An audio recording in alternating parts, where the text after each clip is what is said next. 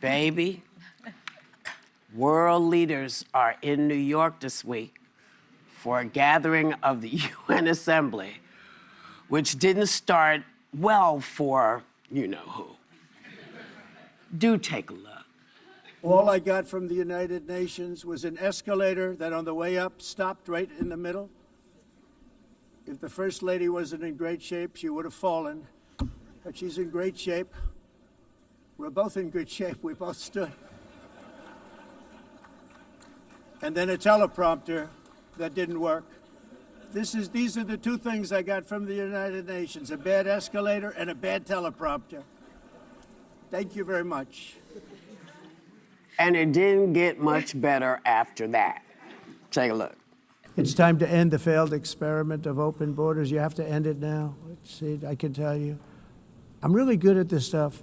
Your countries are going to hell. They said global warming will kill the world, but then it started getting cooler, so now they could just call it climate change. It's the greatest con job ever perpetrated on the world, in my opinion. Well, no, we know what the greatest con job is. So,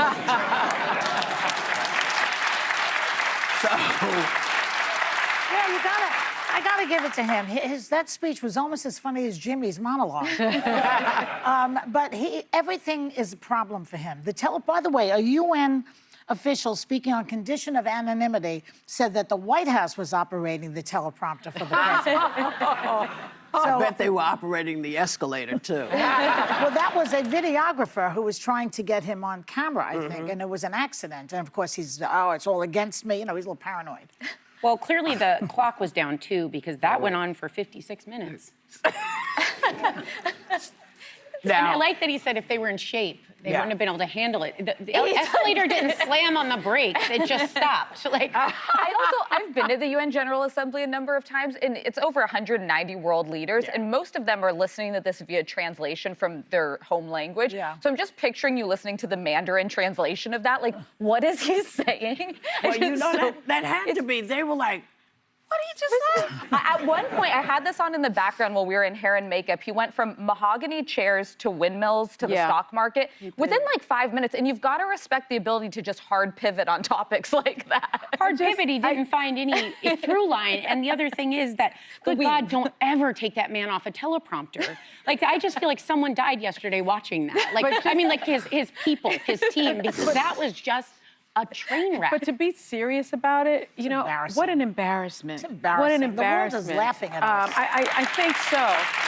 You know, not only did he say those inflammatory, you know, divisive types of things about immigration and other countries, he also just lied to the group at the How UN. many wars did he say He said seven. He did seven? Because he wants this Nobel Peace Prize, which is very strange to me that he wants it so badly. Somebody make one and send it to him. Yeah, I mean, it's like... He did. It's hanging in He really wants it. I want to just ask a question about the Nobel Prize, because all of a sudden he's backing Zelensky as opposed to Putin. Yes, isn't that interesting? Is that because Zelensky said he would nominate him for a Nobel Peace Prize? He wants that Nobel Prize because Obama got one. I don't care, though, what motivates him. Right. Well, this was all very silly. He put out a statement yesterday doing a 180 on Ukraine, saying that NATO should protect it, Ukraine should take back all of its territory, and he called Russia a paper tiger, basically saying they're not as powerful as you think. He didn't so listen I to welcome him. the about face if it's not, like, You I don't know what Can I just say motivates The this? frightening thing is that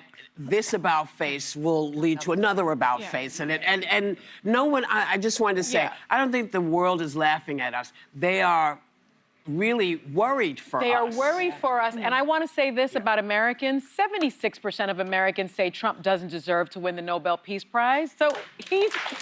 I don't think the Swedes think the so whole either. country doesn't think The that. Swedes don't want to give it to him, and they're the ones who have it. Exactly. If he ends the war in Ukraine, he should get the Nobel Peace Prize. Let's root for I'm him. not sure Yeah, about but that. Well, Putin's not I just, doing it. listen, it's not happening at the moment. Yeah. He had an opportunity to do so much more than he offered them, and they don't consider him to be serious anymore. And I'm worried. What is the amendment, the 23rd?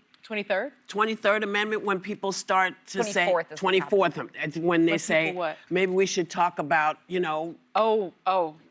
It's actually the 25th Amendment. Oh, 25th. I knew it was one of those. Getting close with every number. We were getting there. I didn't know what you meant. You meant when you start questioning someone's competence. Well, they competence questioned and mental Biden's acuity. competence. If Biden had acted like this, I'd have said, yeah, take him and sit him Yeah. down somewhere. Yeah. But this was not presidential, and this was not helpful. No. This no. was not helpful. It was embarrassing. You know.